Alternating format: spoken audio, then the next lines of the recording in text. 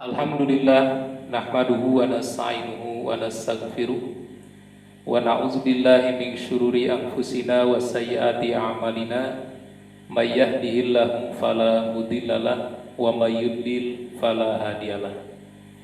Asyhadu an la ilaha illallah wahdahu la syarikalah wa asyhadu anna Muhammadan abduhu wa rasuluh allazi la nabiyya ba'da amma ba'du. Para jamaah yang dirahmati Allah, pertama-tama marilah kita panjatkan puji syukur alhamdulillah atas qudrah dan iradah Allah. Pada saat ini kita dapat kembali bertemu di majlis kajian hadis kitab Riyadhus Shalihin karya Imam An-Nawawi. Namun seperti biasa, kajian ini masih disampaikan secara online sehubungan kita masih masa transisi adaptasi kegiatan baru pasca mewabahnya COVID-19 yang saat ini juga sesungguhnya masih belum reda. Maka kita berdoa kepada Allah, mudah-mudahan Allah segera mengangkat wabah tersebut dari muka bumi.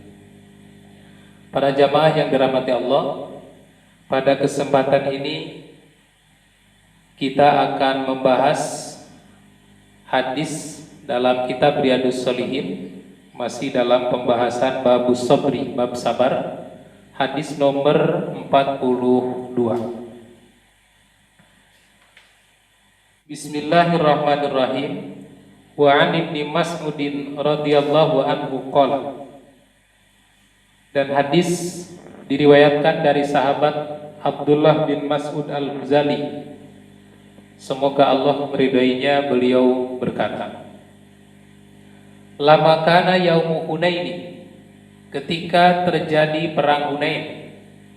Perang Hunain yaitu perang yang terjadi di lembah Hunain, sebuah lembah yang terletak di antara Makkah dan Taif. Disitulah terjadi pertempuran dan dengan izin Allah kemenangan itu diraih oleh kaum muslimin, oleh Nabi dan para sahabatnya. Dan pada saat itu dengan izin Allah, Nabi SAW mendapatkan rampasan perang cukup banyak, sehingga dikatakan dalam sejarah Nabi itu mendapatkan 24.000 ekor unta, 40.000 domba, dan 4.000 kilogram perak. Sehingga Nabi disebutkan sebagai tokoh Quraisy yang paling banyak hartanya. Tetapi semua itu dibagikan oleh Rasulullah kepada kaum muslimin yang berasal dari Mekah. Dan pada saat itu, dalam hadis ini dikatakan bahwa Nabi itu memberikan bagian lebih dari ghanimah itu kepada beberapa tokoh Arab pada saat itu. Lama kana yaumu Hunain asar Rasulullah sallallahu alaihi wasallam nasan fil qismah. Ketika terjadi perang Hunain, Nabi membagikan ghanimah dan Nabi memberikan bagian lebih kepada beberapa orang. Fa'ata Aqra' bin Habisin mi'atan minal ibil. Nabi memberikan kepada Aqra' bin Habis 100 ekor unta. Karena Aqra' bin Habis ini termasuk asyraful Arab, termasuk orang yang terkemuka dari bangsa Arab pada saat itu. Wa ata Uyainah bin Hisnin misla zalik. Nabi juga memberikan kepada Uyainah bin Hisn misla dalik, 100 ekor unta juga. Wa ata nasan min asyrafil Arab wa asarahum yawma idin fil qismah. Dan Nabi juga memberikan kepada seseorang dari pemuka Arab, orang terkemuka dari bangsa Arab, dengan pembagian yang lebih dari yang lainnya. Bahkan dalam riwayat termasuk juga Abu Sufyan itu diberikan bagian sebanyak 40 kg perak dan 100 ekor unta. Bahkan ada riwayat yang menyebutkan 100 ekor unta. Begitu juga anaknya Yazid dan Muawiyah diberi bagian lebih banyak. Nah, ketika diketahui bahwa Nabi memberikan bagian lebih kepada yang lain, sementara tidak kepada yang lainnya lagi, maka muncullah seseorang di tengah-tengah sahabat. Faqala rajulun, maka seseorang berkata. Seseorang ini, kalau di dalam riwayat lain, di dalam riwayat versi Imam Al-Bukhari, orang ini disebutkan namanya Abdullah bin Khuwaisir At-Tamimi.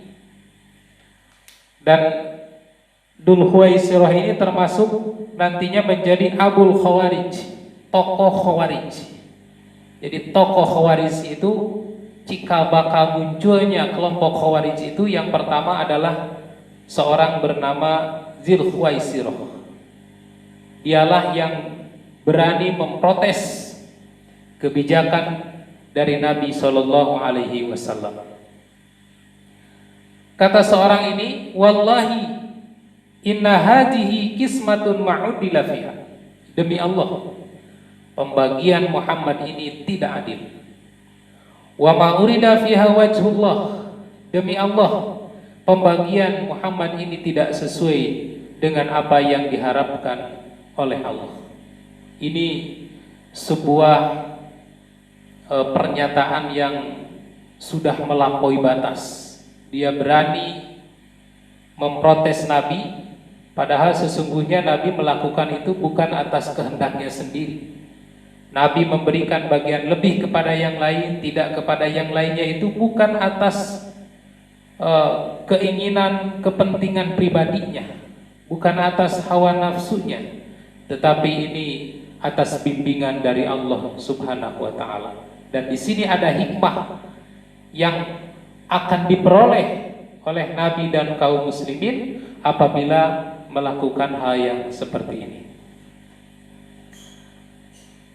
Kemudian kata Abdullah bin Mas'ud, wallahi la ukhbiranna Rasulullah sallallahu alaihi wasallam. Demi Allah, benar-benar akan saya laporkan ucapan kamu ini kepada Rasulullah sallallahu alaihi wasallam.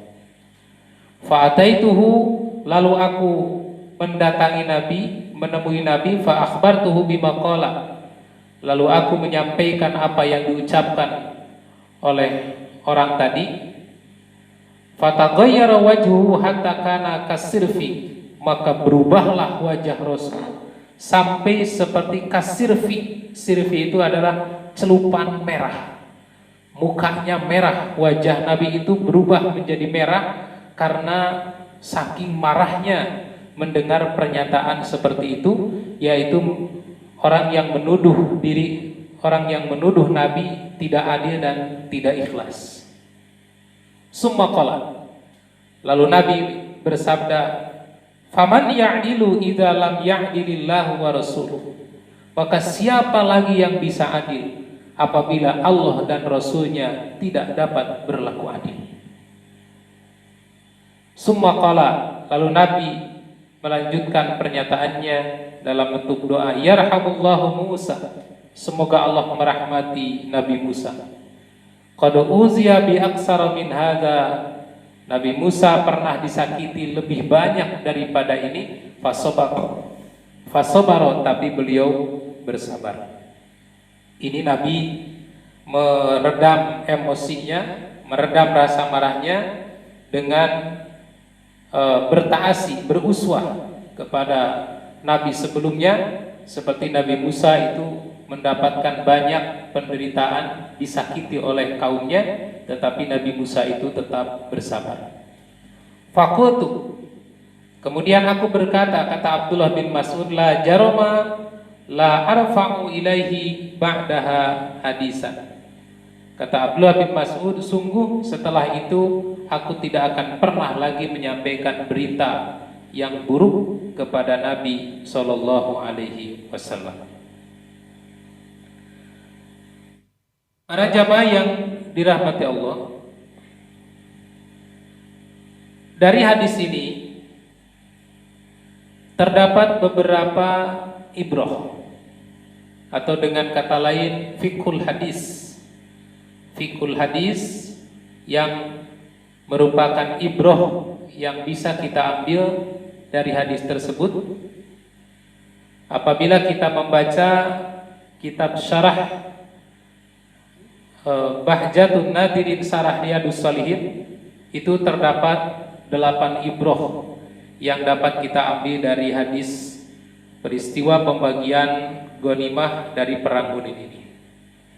Ibrah yang pertama atau pelajaran pertama dari hadis ini menunjukkan jawazu takhsisi qaumin bil ata duna qaumin idza ra'al imamu maslahatan rajihatan lidzalik.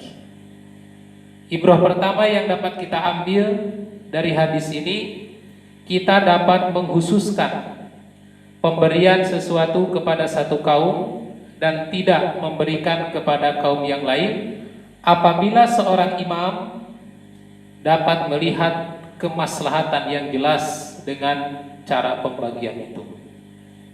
Jadi kalau kita menganggap dengan memberi sesuatu yang lebih kepada satu kaum atau kepada seseorang ada maslahat yang dapat kita ambil, maka itu boleh dilakukan. Tetapi kemaslahatan ini tentu saja bukan maslahat secara syakhsiyah, bukan maslahatun syakhsiyah, bukan maslahat secara pribadi, yakni memberi sesuatu kepada orang yang disukai dan tidak memberi kepada orang yang tidak disukai secara pribadi.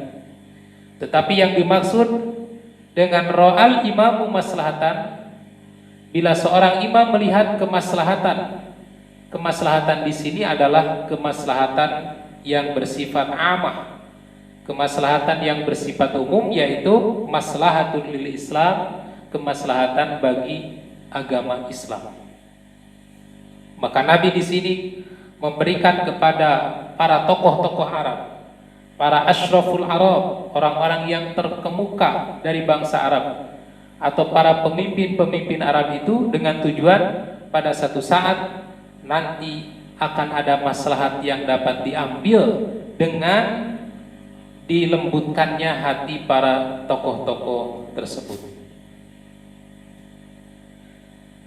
Kemudian ibrah yang kedua, ini termasuk minas siyasati syar'iyyah fi da'wati ilallah, bahwa memberi sesuatu kepada tokoh masyarakat, kepada orang-orang terkemuka, kepada orang-orang yang memiliki kedudukan, kepada orang-orang yang memiliki pengaruh di tengah-tengah masyarakat, pada saat kita berdakwah, ini termasuk minas siyasati syar'iyyah, termasuk siasah politik yang syar'i di dalam fi da'wati ilallah, di dalam dakwah mengajak seseorang untuk beribadah kepada Allah, yaitu dengan cara ta'lifu qulubil asyraf, dengan melembutkan hati orang-orang terkemuka, orang-orang yang mulia di tengah-tengah masyarakat, wa dzawil jah, dan melembutkan hati orang-orang yang berkedudukan dengan cara apa? Bima ahabbu minal mal, dengan cara diberikan harta yang dia sukai. Apakah itu diberikan uang, diberikan hadiah suatu barang yang berharga, apabila memang terlihat ada maslahatnya, dan dengan cara itu dia akan tertarik terhadap Islam atau akan mendukung dakwah kita, maka hal ini boleh dilakukan. Ini termasuk minas siasati syariah, termasuk siasah atau politik yang syar'i. Dan ini sebetulnya banyak dilakukan oleh orang-orang di luar Islam. Ketika mereka ingin menyebarkan pemahamannya, ingin menyebarkan ajarannya, maka yang pertama didekati itu adalah tokoh-tokoh masyarakatnya. Karena kalau tokoh masyarakatnya sudah tunduk, maka pengikutnya akan mudah ikut. Kalau orang-orang yang terkemuka, orang-orang yang terhormat, orang-orang yang berkedudukan di tengah-tengah masyarakat ikut terhadap kita, ikut terhadap dakwah kita, maka para pengikutnya akan mudah untuk mengikuti. Maka dengan pertimbangan Nabi pada saat itu memberikan kepada asyraful Arab, orang-orang terkemuka dari bangsa Arab, tujuannya supaya ta'liful qulub, melembutkan hatinya supaya mereka lebih kuat hatinya untuk memeluk Islam, dan orang yang sudah ada di dalam Islam lebih kuat kecintaannya terhadap Islam dan lebih jauh dapat membantu perjuangan dakwah Islam. Nah, inilah yang dilakukan oleh Nabi pada saat itu. Kenapa Nabi memberikan lebih kepada beberapa tokoh? Bukan atas dasar ketidakadilan, tetapi ini sebagai salah satu langkah politik yang dilakukan oleh Nabi. Kemudian ibrah yang kedua yang dapat diambil dari ibrah yang ketiga yang dapat diambil dari hadis ini, fi kulli asrin a'da'un lil anbiya wa atba'ihim. Di setiap masa, di setiap zaman pasti ada musuh-musuh para nabi dan musuh-musuh para pengikut nabi, para ulama, para kiai, para ustadz. Tidak semua kiai, ulama, ustadz itu diikuti oleh masyarakat. Boleh jadi atau mungkin banyak masyarakat yang tidak mau ikut terhadap seruan dakwahnya. Dan ini merupakan fitrah dakwah. Ada orang yang ikut, ada orang yang tidak mau ikut. Ada orang yang menyukai, ada orang yang membenci. Ada orang yang mau taat, ada orang yang memberontak. Maka dikatakan di dalam syarah hadis ini, fi kulli asrin a'da'u lil anbiya. Setiap masa itu pasti ada musuh-musuh lil anbiya terhadap para nabi, wa atba'ihim, dan pengikut-pengikut nabi, yakni para ulama. Yat'anuna fihim, mereka akan senantiasa mencela nabi, mencela ulama, mencela kiai, mencela para ustadz.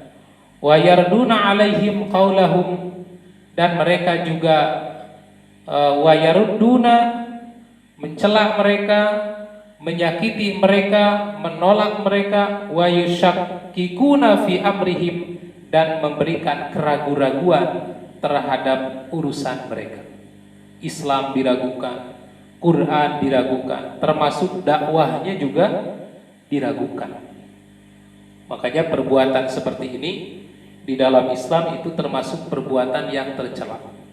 Jadi orang yang meragukan Islam atau menanamkan keraguan-raguan terhadap Islam, menyebarkan pemikiran untuk meragukan Al-Quran, menyebarkan pemikiran untuk meragukan hadis, atau bahkan menyebarkan isu untuk meragukan dakwah seorang ulama, ini termasuk perbuatan yang tercela di dalam Islam. Sampai Nabi pernah mengancam dalam salah satu hadis yang diriwayatkan dari istrinya, yaitu Aisyah. Nabi pernah bersabda, "Ya Aisyah," kata Nabi, "wailun lisyakina fillah."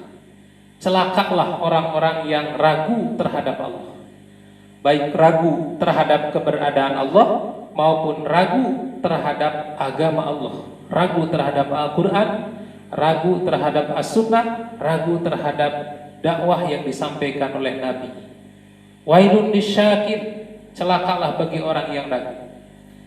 Kaifa yubghatuna fi kuburihim, maka mereka akan dihimpit nanti di dalam kubur-kubur mereka kadoktotil baydoti ala sakhrah, sebagaimana himpitan sebutir telur di atas batu yang besar. Dibayangkanlah kalau telur disimpan di atas batu besar, kemudian dihimpit dengan batu lagi. Apa yang terjadi? Hancur telur itu. Maka begitulah siksaan orang yang suka meragukan agama, menanamkan keraguan-raguan terhadap agama, keraguan-raguan terhadap Islam, meragukan keberadaan Allah, meragukan kebenaran Al-Quran dan Sunnah. Maka hukumannya pada saat di alam kuburnya nanti dihimpit dengan himpitan keras bagaikan telur dihimpit dengan batu besar, hancur badannya. Nah, kemudian yang keempat, ibrah yang dapat diambil dari hadis ini adalah wujubun nasihati lillah wali rasuli walil mu'minin. Wajibnya nasihat untuk Allah, nasihat untuk Rasulnya, dan nasihat untuk kaum mukminin. Apa yang dimaksud dengan nasihat untuk Allah, nasihat untuk Rasul, nasihat untuk mukmin? Yang dimaksud dengan nasihatun lillah, nasihat untuk Allah itu adalah kita wajib melaksanakan perintah-perintah Allah dan menjauhi larangan-larangan Allah. Itu yang dimaksud nasihatun lillah. Walir rasuli, sedangkan yang dimaksud dengan nasihat kepada Rasul yaitu kita wajib mengikuti sunnah-sunnah Rasul. Wa nasihatun lil mukminin, adapun nasihat bagi kaum mukminin bagi kita semua, artinya kita wajib meluruskan sikap kita kepada Allah dan Rasul. Apa yang telah diputuskan oleh Allah, apa yang telah diputuskan oleh Rasul, walaupun tidak sesuai dengan hawa nafsu kita, walaupun tidak sesuai dengan selera kita, walaupun tidak sesuai dengan perasaan kita, kita wajib taat. Kita wajib sami'na wa ata'na. Kita wajib taat tau'an au karahan, baik suka ataupun tidak suka, baik sesuai selera ataupun tidak sesuai selera, baik sesuai dengan harapan maupun tidak, baik sesuai dengan nafsu maupun tidak. Itu yang dimaksud dengan nasihatun lil mu'minin. Faqad naqala Abdullah bin Mas'ud kalam alladzina ta'anu fi Rasulillah sallallahu alaihi wasallam, maka sungguh Abdullah bin Mas'ud telah menukil pernyataan seorang yang mencela Rasulullah sallallahu alaihi wasallam. Jadi ketika Rasul membagikan bagian ghanimah lebih kepada yang lain, tidak kepada yang lainnya, ada orang yang mencela, dikatakan Rasul tidak adil, Rasul tidak ikhlas. Padahal sesungguhnya apa yang dilakukan, apa yang diputuskan oleh Rasul itu bukan atas dasar selera pribadi, bukan keinginan hawa nafsunya, tetapi itu atas bimbingan dari Allah, itu atas bimbingan dari wahyu. Dan di situ jelas ada maslahat yang dapat diambil, yaitu dalam rangka ta'lifu qulubil asyraf, melembutkan hati orang-orang terkemuka dari bangsa Arab pada saat itu, dengan harapan para tokoh-tokoh terkemuka, para pemuka-pemuka, orang-orang yang berkedudukan tinggi di tengah-tengah masyarakat itu dapat memperkuat agama Islam, dapat mendukung perjuangan dakwah Nabi pada saat itu. Kemudian ibrah yang kelima adalah as-safu an asaratil li'ami sunnatun qadimah. Memaafkan kepada orang yang sifatnya kurang baik atau orang yang menyakiti ini adalah sunnatun qadimah. Ini sebuah sunnah para nabi-nabi terdahulu, sunnah terdahulu fil anbiya, di kalangan para nabi. Jadi para nabi-nabi itu memiliki karakter, memiliki sikap memaafkan kepada siapapun yang menyakiti dirinya. Faqad uziya Musa fasabar. Yang disebutkan dalam hadis ini, sungguh Musa itu pernah disakiti. Bahkan Nabi Musa itu disakiti bi aksara min haza, lebih berat, lebih banyak daripada eh, menyakiti Nabi Muhammad Sallallahu Alaihi Wasallam. Nabi Musa itu disakiti oleh kaum Bani Israel, tapi fasabara, Musa tetap bersabar. Apa pensakitan yang dilakukan oleh kaumnya kepada Nabi Musa? Sangat banyak sekali, termasuk juga menghina dirinya Nabi Musa. Bukan hanya sekedar menghina wahyu, menghina apa yang diturunkan oleh Allah kepada Nabi Musa, tetapi termasuk juga menghina diri Nabi Musa. Seperti dikatakan di dalam hadis bahwa Nabi Musa itu pernah dituduh oleh kaum Bani Israel, dikatakan Nabi Musa itu punya penyakit kusta, punya penyakit lepra. Bahkan disebutkan Musa itu punya penyakit hernia, memiliki testis yang besar. Karena tradisi kaum Bani Israel itu, mereka suka mandi bareng di sungai, bareng-bareng, telanjang, saling melihat aurat. Itu sudah kebiasaan buruk orang Bani Israel pada saat itu. Nah, Nabi Musa alaihissalam tentu saja tidak senang cara seperti itu. Bahkan Nabi Musa ini terkenal seorang yang sangat memiliki rasa malu yang tinggi, sehingga badannya itu tertutup, terbalut baju, tidak terlihat sedikit pun, dan tidak senang mandi bareng dengan banyak orang walaupun sesama jenis. Maka kemudian mereka menghina Nabi Musa, bahwa Musa itu tidak mau mandi bareng dengan kita karena dia punya penyakit kulit, karena dia punya penyakit kusta, dia punya penyakit lepra, dia itu testisnya besar. Dan tentu saja ini tuduhan yang tidak benar, dan Allah ingin membersihkan tuduhan ini dari Nabi Musa. Nah, dikatakan dalam hadis, Inna Musa alaihissalam kana rajulan hayyiyan sitiran, bahwa Nabi Musa itu adalah seorang laki-laki pemalu, lagi selalu berpakaian tertutup, la yura min jadihi syai'un, tidak terlihat dari kulitnya sedikit pun, istihyaan minhu, karena malunya kepada Allah. Fa'azahu man azahu min Bani Israel, maka ada seorang yang menghina dari kaum Bani Israel. Faqalu ma ya tasattaru hada tasattara illa min aibin min jildi. Musa itu terus memakai baju yang tertutup sampai kulitnya tidak terlihat, itu karena kulitnya cacat, dikarenakan dia punya penyakit supak, ima baros, atau punya penyakit kusta, penyakit kulit. Wa ima azar, atau punya penyakit azar. Azar itu artinya penyakit hernia, makanya tidak mau mandi bareng dengan kita. Dan tentu saja Allah ingin membersihkan tuduhan-tuduhan Bani Israel kepada Nabi Musa. Maka pada satu saat ketika Nabi Musa sedang mandi sendirian di sungai, Nabi Musa melepas bajunya semuanya, lalu disimpan bajunya itu di atas sebuah batu, kemudian mandi. Begitu selesai, Nabi Musa naik mau mengambil bajunya, tiba-tiba batu yang dipakai menyimpan baju ini pergi berlari. Maka fa'akhadahu Musa asahu wa talabal hajar. Nabi Musa mengambil tongkatnya kemudian mengejar batu itu. Kata Nabi Musa, saubi hajar, hei hajar, batu besi, serahkan bajuku. Wahai batu, serahkan bajuku. Hatta taha ila malain min Bani Israel, sehingga batu itu baru berhenti di hadapan sekelompok Bani Israel.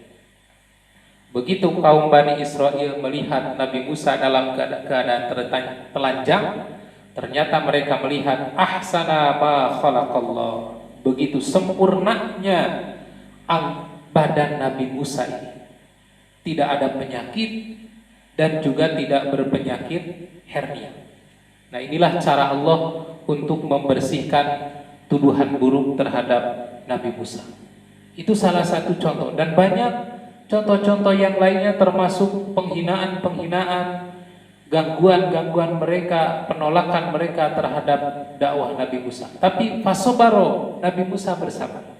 Makanya Nabi dalam hadis ini menyebutkan yarhamullahu Musa, mudah-mudahan Allah merahmati Nabi Musa, karena Musa telah disakiti lebih banyak dari ini, dia bersabar. Wa uziya Muhammadun sallallahu alaihi wasallam fasofaha, dan Nabi juga disakiti fasofaha. Nabi memaafkan orang yang menyakiti itu. Bahkan bukan hanya sekedar memaafkan, tetapi juga mendoakan. Nabi menaruh harapan besar, mudah-mudahan pada suatu saat bila orang tuanya, bila ayah dan ibunya tidak mau memeluk Islam, tidak mau bertaubat, mudah-mudahan lahir dari rahimnya anak-anak yang soleh, yang mau bertaubat, anak-anak yang mau menjalankan sholat. Makanya Nabi selalu memaafkan terhadap siapapun yang mengganggunya, terhadap siapapun yang menyakitinya. Kemudian ibrah yang lainnya, yang keenam, ta'asi Rasulullah sallallahu alaihi wasallam bi ikhwanihil anbiya tahqiqan liqauli ta'ala fa bihudahum muqtadi. Ini adalah ta'asinya Rasul. Ta'asi itu adalah mengambil suri tauladan, mengambil teladan bi ikhwanihil anbiya, kepada saudara-saudaranya dari para nabi, sebagai bentuk aplikasi dari firman Allah di dalam Al-Quran, fabihudahu muqtadi, maka terhadap petunjuk Allah, terhadap petunjuk mereka kamu mentaati. Di surat Al-An'am 90 ada ayat yang berbunyi a'udzubillahi minasyaitonirrajim, ulaikal ladzina hadallah fabihudahu muqtadi. Mereka itu adalah orang-orang yang diberi petunjuk oleh Allah. Para nabi-nabi terdahulu itu adalah orang-orang yang diberi petunjuk oleh Allah. Maka fabihudahu muqtadi, maka itu ikutilah petunjuk mereka. Qul, katakanlah olehmu Muhammad, la as'alukum alaihi ajran, aku tidak meminta upah kepadamu dalam menyampaikan Al-Quran ini. In huwa illa zikra lil alamin, akan tetapi Al-Quran itu tiada lain hanyalah peringatan untuk seluruh umat. Nah, maka di sini Nabi bertaasi kepada nabi-nabi sebelumnya. Nabi tidak pernah marah, Nabi memaafkan. Nabi senantiasa memaafkan terhadap orang-orang yang menyakitinya. Bahkan Nabi mendoakan dengan harapan mereka bertaubat. Kalaupun mereka tidak bertaubat, Nabi berharap ada keturunan-keturunannya nanti dari kalangan orang-orang yang soleh. Kemudian ibrah yang ketujuh yang dapat kita ambil pelajaran dari hadis ini, ar-rasulu basyarun. Rasul itu adalah manusia juga, manusia seperti kita. Yata'assaru bima yata'assaru bihil basyar. Nabi itu akan terpengaruh sebagaimana manusia biasa terpengaruh. Yaitu fakana idza ankara syai'a aw ghadiba min syai' aw asura bi amrin. Kalau Nabi mengingkari sesuatu, kalau Nabi marah, kalau Nabi senang, urifa dzalika fi wajhi, maka itu akan terlihat di wajah Nabi. Karena Nabi juga manusia biasa seperti kita. Kalau marah, terlihat marahnya. Sampai dikatakan dalam hadis ini seperti celupan merah, pipinya itu memerah saking marahnya. Kalau bahagia, terlihat tanda bahagianya di wajahnya. Kalau mengingkari sesuatu, terlihat ciri pengingkarannya di wajahnya. Karena Nabi itu juga al-bashar, Nabi itu juga manusia biasa seperti kita. Nah, seperti ketika Nabi mendengar ada orang yang mengatakan, wah, Muhammad ini tidak adil membagikan ghanimah. Masa memberikan lebih kepada yang lain, tidak kepada yang lainnya. Nabi ini, Muhammad ini tidak ikhlas di dalam memberikan ghanimah. Itu menunjukkan hubu dunia, bahkan hubu syaitan, itu karena cinta dunia, cinta syaitan, justru ini akan membinasakan manusia. Maka mendengar pernyataan itu Nabi marah dan mengatakan, "Faman ya'dilu idza lam ya'dilillahu wa rasul." Kata Nabi, kalau begitu, siapa yang bisa adil kalau Allah dan Rasulnya dituduh tidak bersikap adil? Dan kemudian yang kedelapan, yang terakhir, ibrah dari hadis ini yang saya baca di dalam kitab Syarah Riyadhus Shalihin, a'dhamun nasi adlan wa asyadduhum khaufan fillah wa aksaruhum ilman billah humur rasul wal anbiya'u salawatullahi wassalamu alaihi. Orang yang paling adil, yang paling agung keadilannya, orang yang paling takut kepada Allah, orang yang paling banyak makrifahnya, mengenalinya, pengetahuannya tentang Allah itu adalah humur rasulu wal anbiya, mereka para rasul dan mereka para nabi. Jadi tidak ada yang lebih adil di muka bumi ini, tidak ada yang lebih takut kepada Allah di muka bumi ini, tidak ada yang lebih banyak ilmu pengetahuannya terhadap Allah di muka bumi ini, melainkan para rasul dan para nabi. Dan yang namanya adil itu tidak selalu harus sama rata. Adil itu menempatkan sesuatu pada tempatnya, atau adil itu memberikan sesuatu kepada orang yang berhak untuk menerimanya karena melihat ada kemaslahatan. Seperti hanya yang terdapat di dalam hukum pembagian waris. Untuk anak laki-laki sekian, untuk anak perempuan sekian, untuk suami sekian, untuk istri sekian, untuk ayah sekian, untuk ibu sekian. Ini semuanya menggambarkan keadilan, bahwa Allah memberikan sesuatu itu kepada orang yang berhak untuk diberi, kepada orang yang berhak menerima, dengan melihat ada maslahat yang lebih besar dari pemberian tersebut. Maka oleh karena itu, yang disebut adil itu tidak selamanya harus sama rata, tapi adil itu adalah wad'u syai'in fi mahali, menempatkan sesuatu tepat pada tempatnya. Dan keadilan yang hakiki itu adalah sumbernya dari Allah dan Rasul yang sekarang itu tertulis di dalam Al-Quran dan As-Sunnah, di dalam Al-Quran dan Sunnah Nabi. Disitulah sumber keadilan yang hakiki. Jadi sumber keadilan hakiki bukan bersumber dari hawa nafsu, bukan bersumber dari perasaan, tapi keadilan hakiki itu bersumber dari Allah dan Rasul yang sekarang tertulis di dalam Al-Quran dan As-Sunnah. Dan yang terakhir, ini pelajaran bagi kita semua. Kalau kita melihat para nabi, bukan hanya Nabi Muhammad, tetapi juga nabi-nabi sebelumnya disakiti oleh kaumnya, bahkan nabi itu dituduh orang gila, disebut tukang sihir, disebut dukun, disebut seorang plagiat dan lain sebagainya, dan seperti dalam hadis ini dituduh tidak adil, dituduh tidak ikhlas. Itu adalah sesuatu yang alami, sesuatu yang wajar. Di dunia memang seperti itu. Ada orang yang suka, ada orang yang tidak suka, ada orang yang mendukung, ada orang yang tidak mendukung.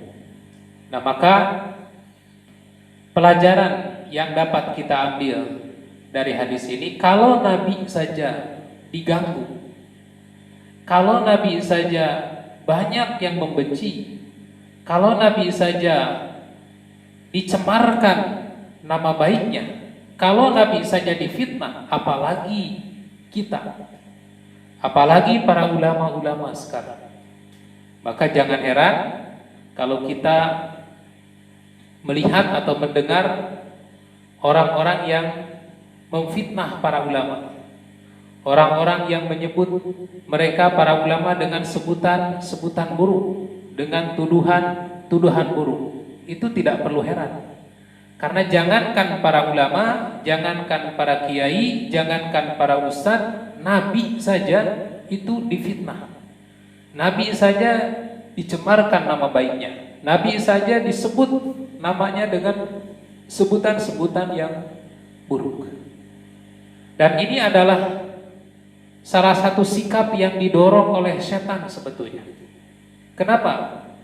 Karena apabila para ulama dihina, para ulama difitnah, kemudian nama baik para ulama itu jatuh, bahkan ucapannya tidak lagi didengar oleh umatnya, pernyataan-pernyataannya yang disampaikan, dakwah-dakwah yang disampaikan tidak lagi ditaati oleh umatnya, maka siapa lagi atau tidak akan ada lagi orang yang menuntun terhadap kitab Allah dan Rasulnya.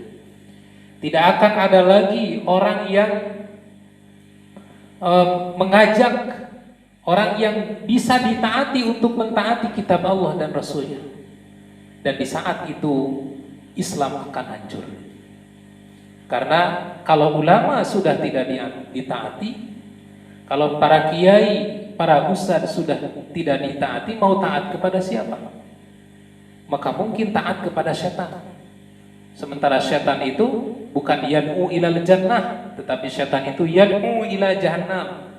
Bukan du'atun ila jannah, tapi du'atun ila jahannam. Setan-setan itu mengajak ke jahannam, ke neraka, bukan mengajak ke surga.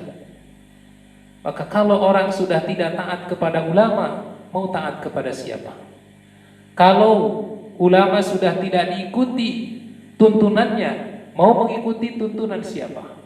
Oleh karena itu, setan dan kelompok-kelompoknya itu akan berusaha untuk menjatuhkan para ulama agar ucapannya tidak lagi didengar oleh umat, agar dakwahnya tidak lagi diikuti oleh umat. Ketika dakwahnya tidak lagi diikuti oleh umat, maka tidak akan ada lagi yang menuntun mereka terhadap kitab Allah dan terhadap sunnah Rasulullah Sallallahu Alaihi Wasallam. Inilah sebetulnya rencana buruknya.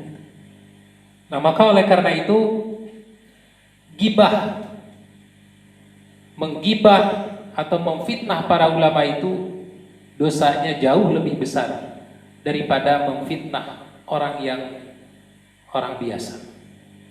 Kalau seorang menggibah orang biasa, menggibah syahsiah secara pribadi, maka bahayanya, madaratnya hanya akan dirasakan oleh dirinya sendiri. Dan kemadaratannya itu hanya akan menimpa sesuai dengan apa yang dilontarkannya, sesuai dengan apa isi yang digibahkannya. Tetapi ketika ulama digibah, ketika ulama difitnah, ketika ulama dicemarkan nama baiknya, maka kemadaratannya bukan hanya syahsiah, tetapi akan madarat secara amah, yaitu madarat bagi Islam dan kaum muslimin. Kenapa? Karena para ulama ini adalah pemegang panji-panji Islam. Ketika pemegangnya dijatuhkan, maka panjinya juga akan jatuh. Islamnya juga akan menjadi buruk. Ajaran Islamnya juga tidak akan tersampaikan.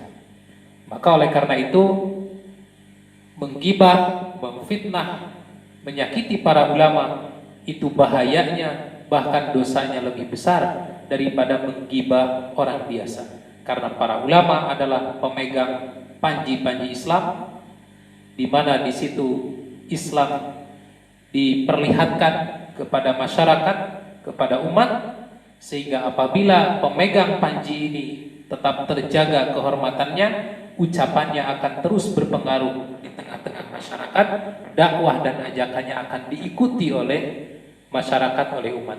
Ketika si pemegang panji itu dijatuhkan, lalu ucapannya juga tidak lagi diterima oleh masyarakat karena sudah difitnah, dicemarkan nama baiknya, maka dakwah yang disampaikan oleh mereka tidak lagi diterima. Ketika dakwah tidak lagi diterima, maka siapa lagi? Ketika dakwah para ulama tidak lagi diterima, maka siapa lagi yang bisa menuntun kepada kitabullah wa sunnati rasulih, kepada kitab Allah dan sunnah rasulnya. Maka oleh karena itu kita harus hati-hati di dalam menyikapi hal-hal atau tuduhan-tuduhan yang tidak baik. Dan intinya dari hadis ini bahwa apapun yang ditetapkan oleh Allah, yang ditetapkan oleh Rasul, itu adalah ketetapan yang adil. Dan kita dibimbing oleh Nabi, baik Nabi Muhammad maupun Nabi-Nabi sebelumnya, untuk tetap bersabar terhadap gangguan-gangguan orang-orang yang jahil. Para jamaah yang dirahmati Allah, inilah barangkali syarah hadis nomor 42 yang dapat saya sampaikan. Mudah-mudahan bermanfaat untuk kita semua. Aqulu qouli hadza wa astaghfirullah li wa lakum. Wassalamualaikum warahmatullahi wabarakatuh.